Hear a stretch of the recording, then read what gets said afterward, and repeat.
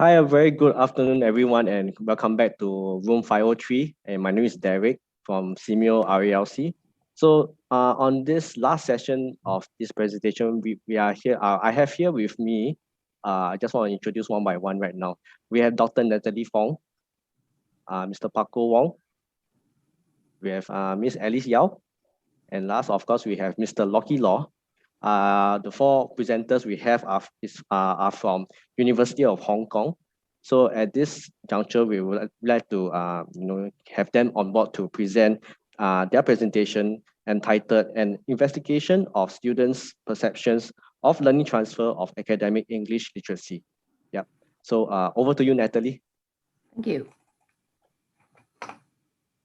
All right, can you see the screen clearly? Yes. Okay. All right, thank you very much for your participation. Today, we're going to talk about a study, an investigation of students' perceptions of learning transfer of academic English literacy. We are all from University of Hong Kong. I'm Natalie, and my colleagues, Dr. Locky Law, Dr. Parco Wong, and Dr. Alice Yao will also show you the research findings. Let me share with you the presentation structures. So first of all, I will take you through to the project significance and the review of the literature on learning transfer. And then we are going to introduce to you the course that actually is involved in the project. It's called Core University English course. It's the first year undergraduate course at Hong Kong U. And we're going to share with you the data collection method, analytical model, main research findings, and towards the end, we're going to discuss the implications on pedagogy and curriculum. The project aims. The project actually has started since October 2018. It's already 2 years. And the project aims to investigate students' perceptions on the learned skills they find transferable. Hi, sorry, Natalie. Yes? Just to pause you for a while. Could you put your presentation on full screen so that everyone can see clearly? You may want to put on presenters mode. Okay. Yeah. Is it okay? Yes, that would be good. Carry on. Right. Yeah, carry on, Okay. Natalie. Thanks. Okay, thank you. To investigate students' perceptions on the learned skills they find transferable in the core university English course and the English in the discipline courses and the extent of transferability. And in this presentation, we just focus on the research findings for the core university English course. And another project aim is to identify areas for improvement in CUE and the ED curriculum development in order to improve the academic English literacy of Hong Kong youth students. The project deliverables. Upon completion of the study, we would like to develop better and teaching and learning materials of CUE and education ED courses, and to develop a framework for undergraduate course review, and also prepare for the evaluation of transfer findings in the main round of the study. Let me take you through to the definition of learning transfer. And the definition of learning transfer is fairly consistent across disciplines such as psychology, education, and human resources development, especially the differences in the objectives and purposes. We can find similar definitions from different scholars. Learning transfer could occur in new situations or to address new challenges based on what we have experienced and learned. When we teach something, we anticipate to some degree that students will make good use of what they have been taught. Students could apply the skills in a future class, another course, or an area of life beyond school. Let's continue with the definition. Learning is a prerequisite of transfer. Without prior learning or experience, how can we transfer relevant skills to other courses? So learning is the acquisition of knowledge and skills in certain given contexts. Transfer is the recognition and application of the learned knowledge and skills from different contexts to new situations. So you see, transfer is therefore a higher level cognitive process than learning. Another two key concepts. According to the literature, there are two types of transfer, near transfer and far transfer. Near transfer takes place in situations which shows great similarities.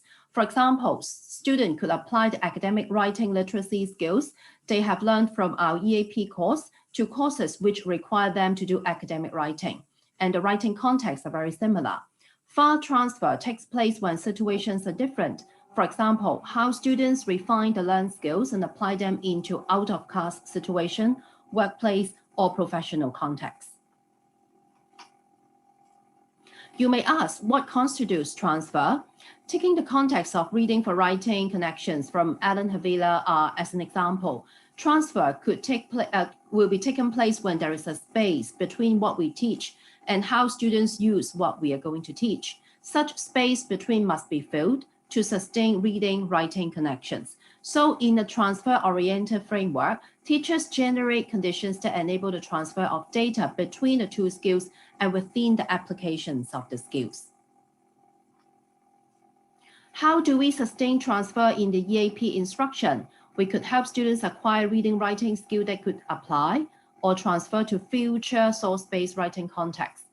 Right. For example, a student who learns to synthesize in an EAP writing course, and then they want to do in a history course, they must consider the disciplinary features that they could apply in the area. So they could potentially include different views on how synthesizing could be represented.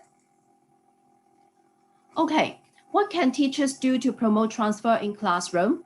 What can especially academic literacy teachers do? We can help students to develop effective transfer habits. We could encourage students to apply the skills via appropriate instructional activities in order to help them understand what knowledge students acquired and what skills they could transfer within the classroom or beyond the classroom. And there has to be some movement from the learning to the doing some processing on the part of second language writer to facilitate transfer, according to Alan Havila's publication. All right, let me take you to the research gap. Why we actually initiate the idea of doing this study. We noted that among the studies which provide evidence of transfer from EAP instruction to students, other courses, many have failed to provide sufficient detail about how transfer occurred and how EAP instruction might affect transfer. So that's why this project is a more targeted and structured study of understanding students' perceptions on the learned skills and the extent of learning transferability. Now I would like to pass the floor to Dr. Alice Yao. She's going to talk more about the background of the core university English course. Alice, please. Okay, so thank you, Natalie. So good afternoon. I'm going to introduce to you the background of CAES 1000, our study context. So this is the course logo with the emphasis on the two key components, a pencil representing writing and academic success. So CAES 1000, also named as CUE Core University English, is a 6-credit course for Year 1 Hong Kong U students. It is compulsory for students who obtained a score below level 5 in DSE Public Examination English or equivalent to IELTS roughly below 6.5, while optional for students with a score above level 5, that is equivalent to IELTS above 6.5. So CUE is an EAP course for 2,400 first-year Hong Kong U undergraduate students in each academic year. It is a stepping stone from secondary school English to university English, and it helps students to use academic English more effectively in their university studies. So this course aims to enhance students' proficiency in academic English by introducing them to aspects of writing, speaking, reading, and listening, which cross disciplines but are of an academic register. So in this course, there is a set of skills students will learn. For example, how to identify and distinguish between main arguments and supporting details in academic texts, express a critical academic stance through critical reading and listening, construct clear and structured arguments, and demonstrate control of grammatical accuracy and lexical appropriacy. So these academic English literary skills are essential to students at different stages of their universities. In the first year, students are taking common core courses. So these courses are interdisciplinary organized to help students build friendships across the faculties, broaden their perspectives, and develop skills they need for the 21st century life. To help students develop the skills needed for these common core courses, topic and tasks in CUE are designed to align with these courses. So essays and reports are the most frequently assigned writing tasks, while tutorial discussion are the most frequently used speaking assessment type in the Common Core courses. So that's why in CUE, we are focusing on essays, reports, and tutorial discussions. So in the second, third, fourth year, students will be taking our English in the discipline courses. So maybe luckily, let's go back to the learning pathway. Yes, thank you. So students will be taking our English in the discipline courses, which equip them with the communicative skills they need to participate in particular disciplinary contexts. So despite the different conventions of academic communication across disciplines, students will need to, for example, structure a coherent argument, present a stance through hedging, and various kinds of evidence. So these are the skills students will be equipped in CUE, as mentioned earlier in the learning outcomes. So next slide, please. So this is our fun animated course video with some energetic scene size of academic English learning. Due to the time constraint, we are not able to show it to you now. So if you're interested, okay, you can take a screenshot, okay, and then take a look. So after the introduction or study context, let me also talk about the data collection process of this learning transfer project. So data were collected through 2 rounds of in-class e-survey with CUE students in semester 2, 2018-2019. and focus group and interviews with CUE students and Common Core teachers and students. Since the focus of today's presentations is on the quantitative data, let me share with you more details about the e-survey. Students were using the same e-surveys for the 2 rounds, and the whole process was administered with the use of mobile devices. We received 675 students' responses in round 1, which is week 6 in the middle of the semester, and 689 responses in round 2, which is week 8 at the end of the semester. So the response rate is around about 65%. And the aim of having 2 rounds of e-surveys is to facilitate data comparison. The data were then analyzed by partial least square structural equation modeling, PLS-SEM, and then Locky later on will explain our choice of methods for analysis and results. So the purposes of the in-class e-surveys are to assess students' understanding of the skills taught in CUE and to identify which learning skills students have transferred to Common Core courses. So I'm going to briefly show you how our e-surveys look like. The in-class e-survey consists of 4 main sections: understanding of learning and transfer applicability, content relevance, and transfer outcome. So maybe let me briefly show you the e-surveys. So the 12 items or skills shown here are to check students' understanding of their learned skills in CUE and how they confidently use the skills in their Common Core courses. So responses to each of the statements were on a 5-point Likert scale from 1 strongly disagree to 5 strongly agree. So next slide, please. So here are the 2 other sections, okay, of this e-survey. So there are 4 questions in the section of content relevance. They are very similar. This is to allow us to validate the responses, to understand the alignment between CUE and Common Core, and whether CUE supports students to learn Common Core courses and content. And then another 4 questions in the section of transfer outcome allow us to understand the extent to which students have transferred the skill to Common Core learning context.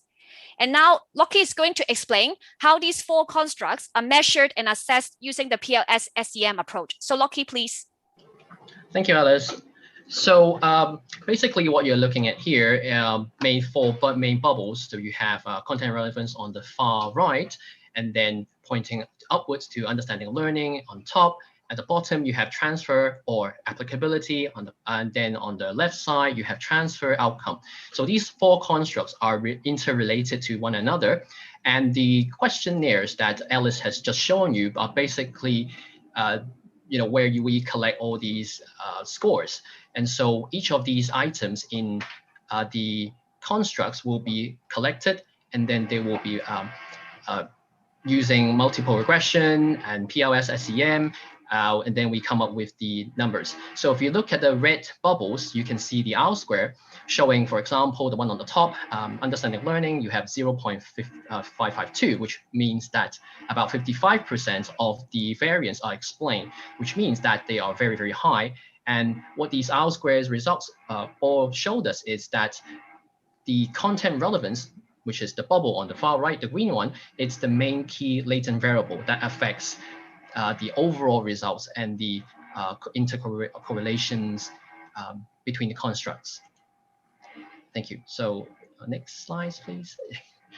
So from the results, we can actually see that each and individual questions asked has their meaningful representation. So in terms of the CUE students, what they generally considered as the more major contributor to their transfer includes the following four.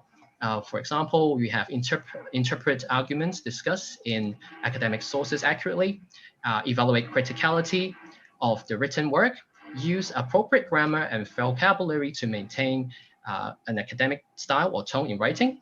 Also, search for useful and relevant academic sources online / in library for an assignment.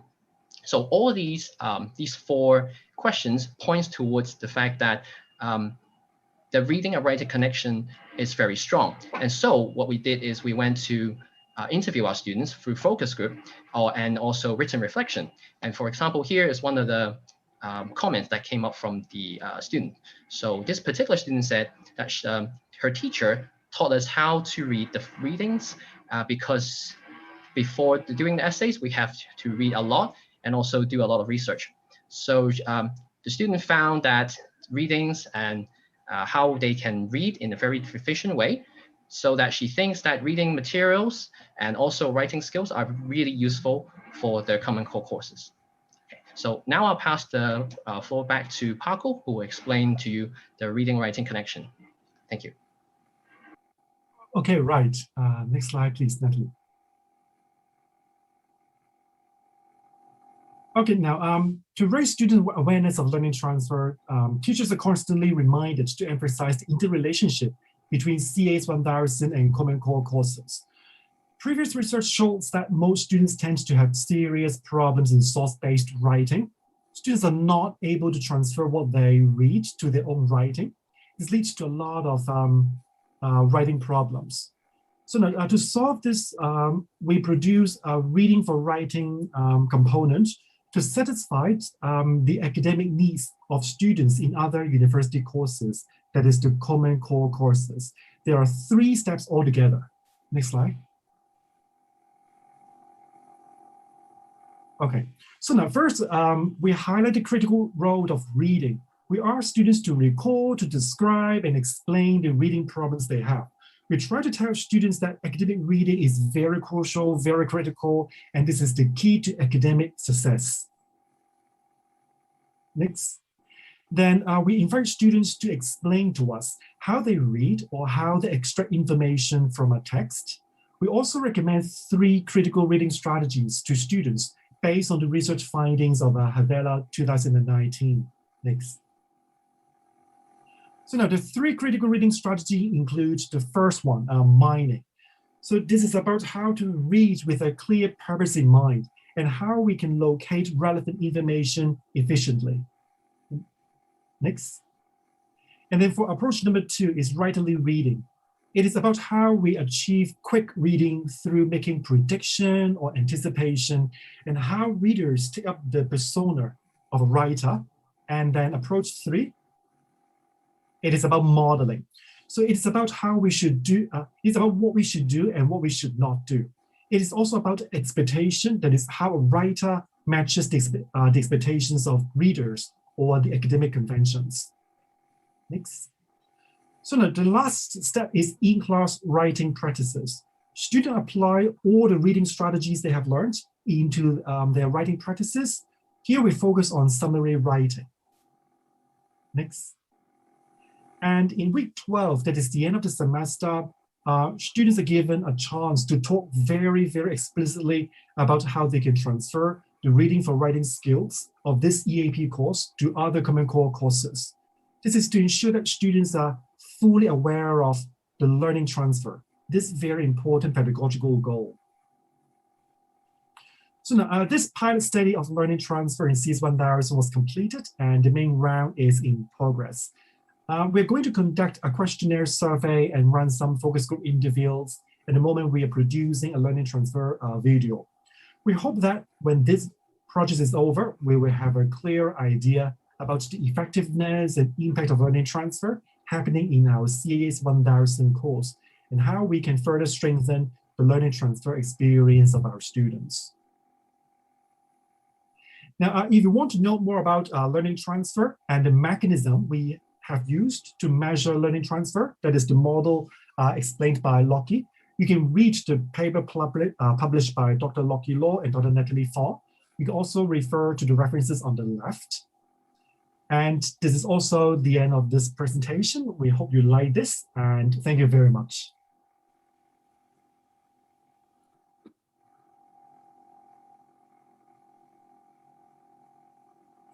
Thank you, Mr. Parco, Natalie, Alice, and Locky. That was a very insightful and very informative presentation. I like the way that you collect some information and data from the focus group, which is very targeted into into your findings right now.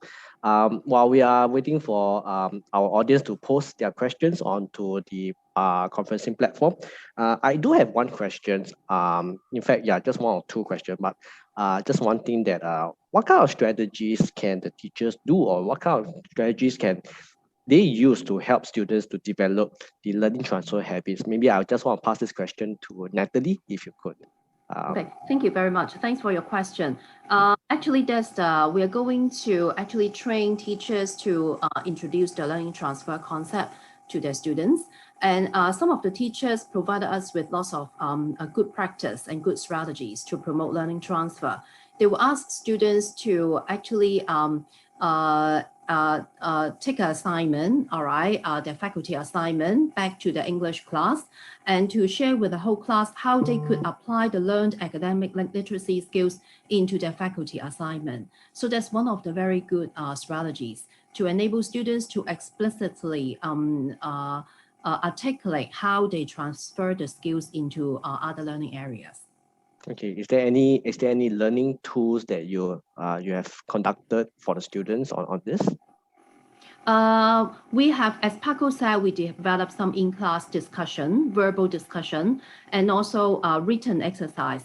And we actually plan to promote this idea through the video. And we would like students to write some short reflection, all right, after they have taken the English course, and to express how they could apply the skills into other learning contexts. I see. How about, I mean, if I put the same question to Alice, do you have anything to add on from Natalie's comment?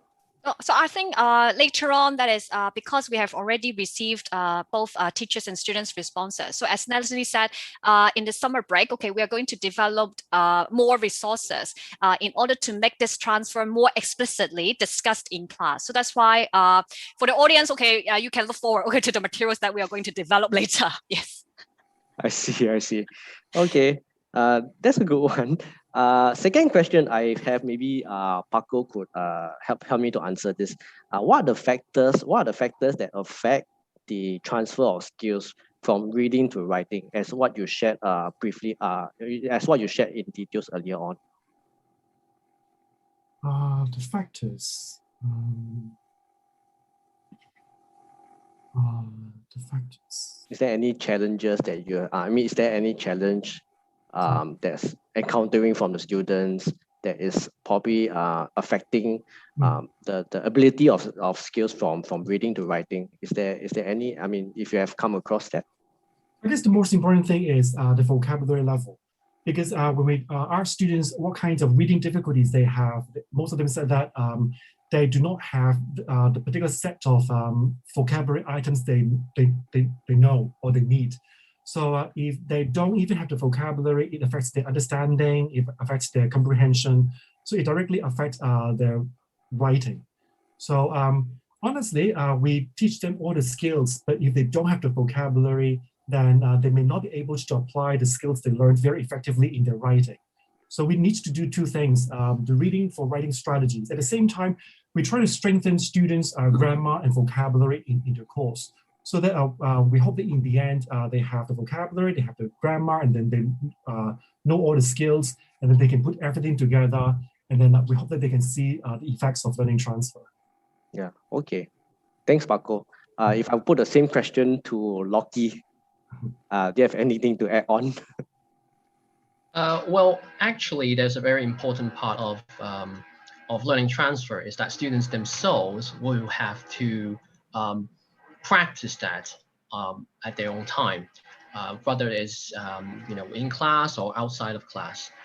And they have to learn how to do that through a lot of observations, peer observations, for example. They can actually do that through talking to their peers and sharing their learning journeys, let's say. And also they can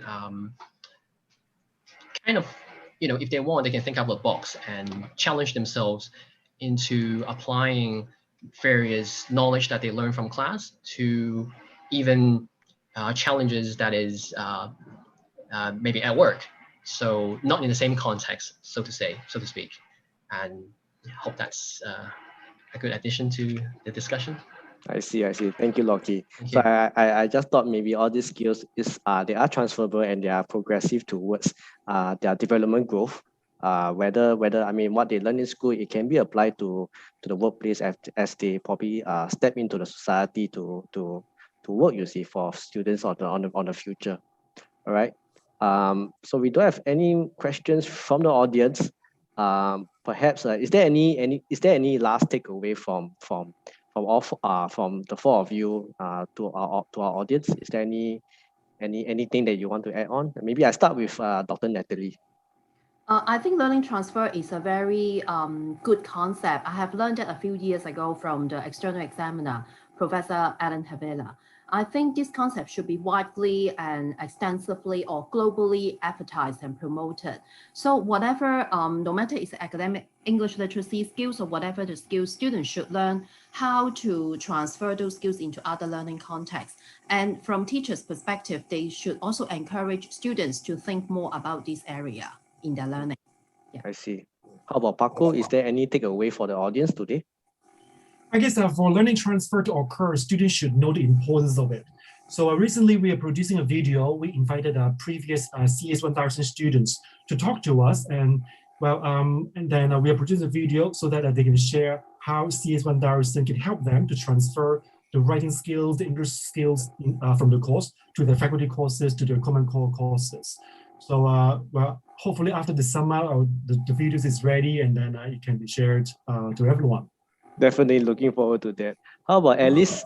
Is there any last takeaway for the audience today? Okay, so as Parco and Natalie said, that is the concept of learning transfer is very important because many students, actually in Hong Kong, not just Hong Kong U, that is, they feel like they are forced to study English in the university, and then they don't know how to transfer what they have learned in their first year to future university study and even the workplace. So that's why I think this kind of concept needs to be introduced as earlier and as proper as possible. So we somehow hope that with all these materials and also explicit discussion in class, students will be somehow nurtured and fostered, with this important concept so that they can carry forward all the skills in their future study as well as future workplace. Yes. That's good. Locky, being the last person to wrap things up, do you have any takeaway for our audience today? Thank you, Derek. So last takeaway would be to really be creative when transferring. Because, for example, students can try out innovative ways to apply their learned skills. They can do that critically. They can regularly reflect on the process of transfer. So the video that Parco just mentioned, in fact, we also did it. We also want to create it in a very creative way. So we are actually going to use Nintendo's Animal Crossing New Horizons to be a big part of that video production. So it's going to be a cross between characters in game and also real students video. So that should be quite interesting. That's a level of gamification. Am I right to say that? You can say that too. Correct. All right. Okay. So thank you. Thank you all of you. And of course, that's it. We come to the end of presentation. We want to give our warmest thanks to Dr. Natalie Fong, Mr. Parco Wong, Ms. Alice Yao, and Mr. Locky Law. All right. So thank you very much for that insightful session. I hope you have give that level of understanding to our audience for today. So ladies and gentlemen, we have come to the end for this presentation at room 503. There are actually more of the session going on in the auditorium and Tangding room. And of course, we definitely look forward for a panel discussion. That's at auditorium. So that's of course from now until 6:10 Singapore time. So thank you so much for listening in, and we will see you. We'll see you tomorrow morning, back in this room. Thank you so much. So thank you once again for our guests from University of Hong Kong. Thank you so much. Thank you, you. Derek. Thank you, everybody. Thank you very much. Thank you.